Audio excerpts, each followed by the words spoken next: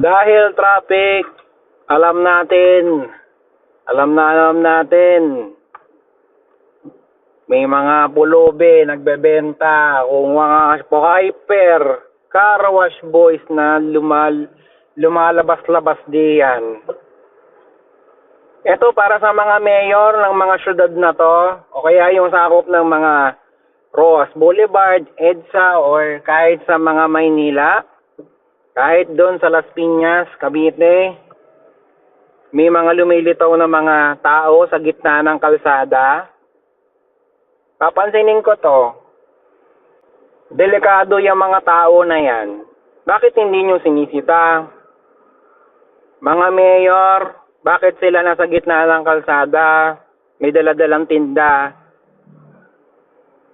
Hindi ba sila masasagasaan? Hindi ba sila madadamay? Kapag nakasagasa yung pobreng mga jeepney driver, yung mga truck na naghahanap buhay, yung mga taxi, grab, o what? Hindi sila makukulong agad?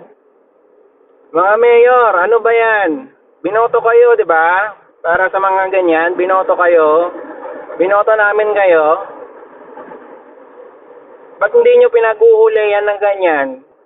Hindi nyo pinagtatrabaho yung DSWD? May pondo yan.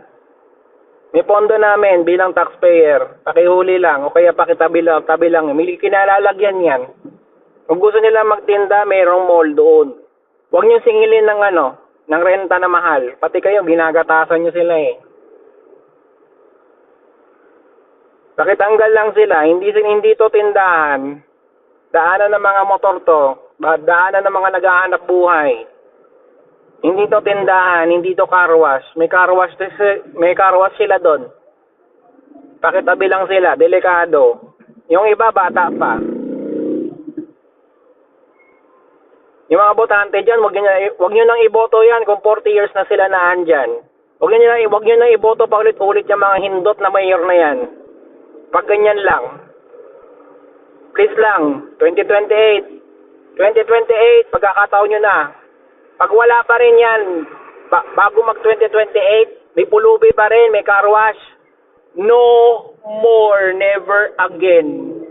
Please lang, maawa kayo rin kayo sa sarili nyo. Kayo rin, nagdadrive ng ganito, madadamay kayo, makakasagasa kayo ng mga batang kakalat-kalat dyan, namamalimos, nagka-car wash, nagwa-wiper, nagtitinda ng spaghetti.